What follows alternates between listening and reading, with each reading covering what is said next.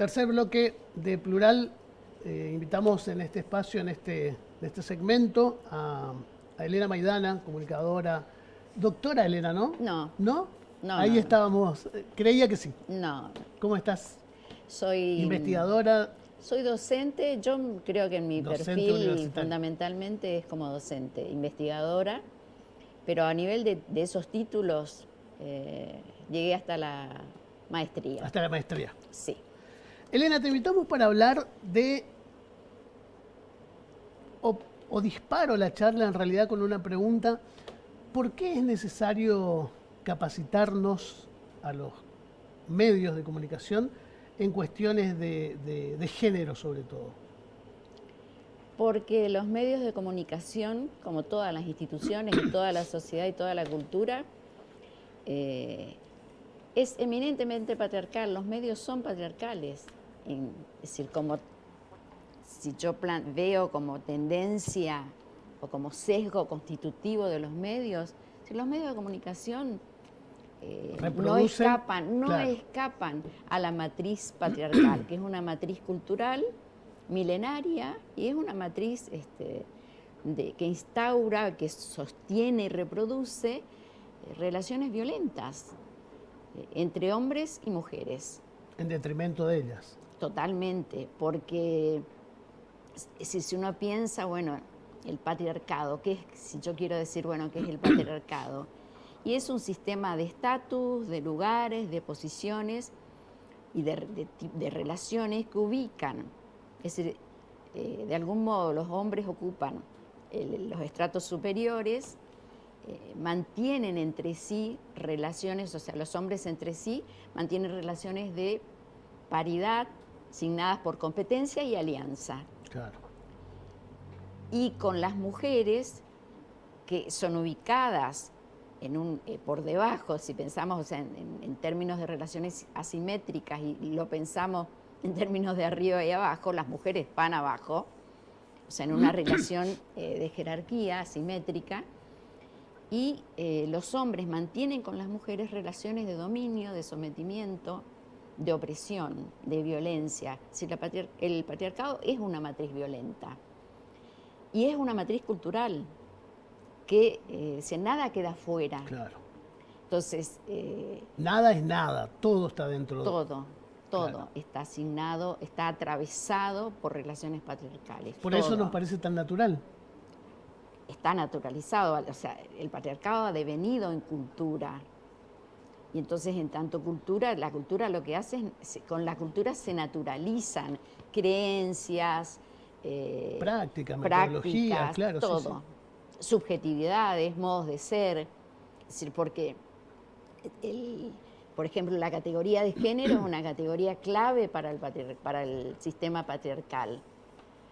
El género lo que hace es transformar una diferencia del orden de lo biológico, lo transforma en desigualdad social. Claro.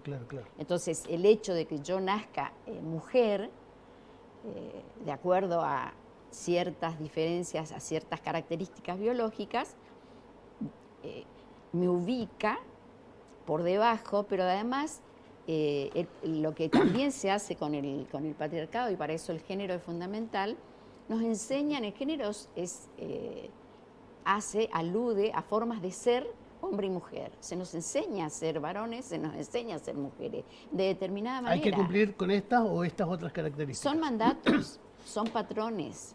Entonces, los hombres, de acuerdo a esas caracterizaciones, a esos mandatos, tienen que ser fuertes, insensibles, rudos, al mismo tiempo son protectores, proveedores, dominantes. Las mujeres son imaginadas, concebidas como débiles, frágiles, sensibles, suaves,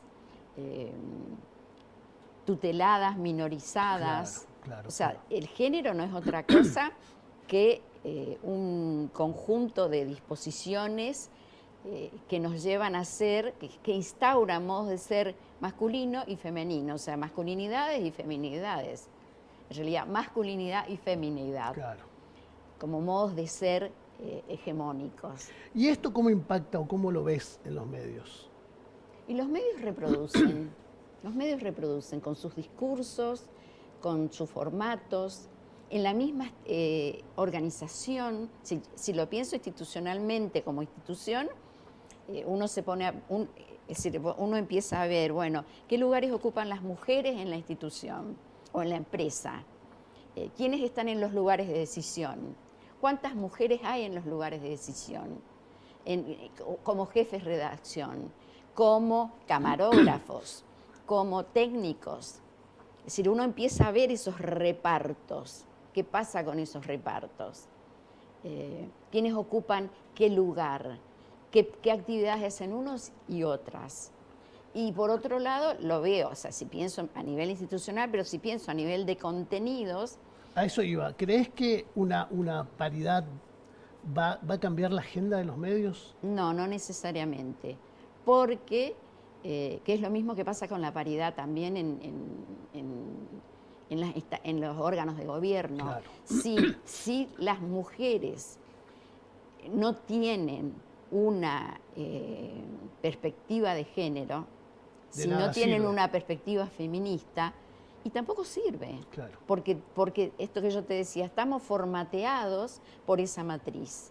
Entonces, si yo no me deconstruyo, como se dice ahora, si no cambio, no me transformo, y sigo reproduciendo, aunque sea mujer, y aunque esté desde un lugar inferior, que es lo que pasó, por ejemplo, cuando se discutió y se debatió la ley del aborto. Muchas mujeres estuvieron en contra, muchas diputadas y senadoras votaron en contra, porque su perspectiva es otra, su perspectiva es patriarcal. Entonces, el discurso era patriarcal sobre todo. El discurso, es decir, el discurso, pero porque el discurso es patriarcal porque sus creencias, sus concepciones, su ideología es patriarcal. Es decir, su formación, su formación es patriarcal. Entonces, tampoco, difícilmente, ¿qué es lo que pasa, por ejemplo, acá en todo el país con la posibilidad de aplicación de la ESI, de la educación sexual integral? No se aplica, no se implementa, y más de una vez docentes mujeres son las que frenan. Están frenando. Madres, familia, frenan. O sea, si bien, o sea, por eso de ahí la importancia, vuelvo a la pregunta que decías recién, con la que empezaste, la necesidad imperiosa de capacitación y de formación, que implica un cambio de conciencia, pero también de sensibilidad.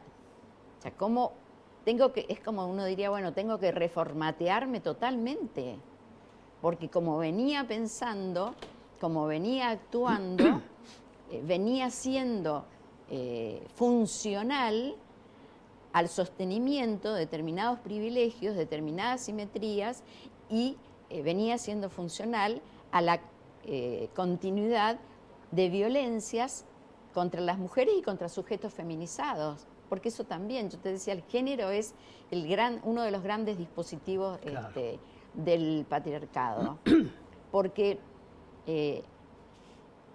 todo aquello que se le exige al varón para que se sostenga en el lugar de varón, porque yo te decía, hace un lugar, bueno, tengo que cumplir determinadas cuestiones, tengo que poner a prueba mi masculinidad todos los santos días y todos los minutos de mi vida, porque si no, corro el riesgo de salirme de ese lugar, y salirme de ese lugar es transformarme en un sujeto feminizado. Y entonces voy a ser objeto de todo tipo de aquellas violencias que son destinadas para las mujeres.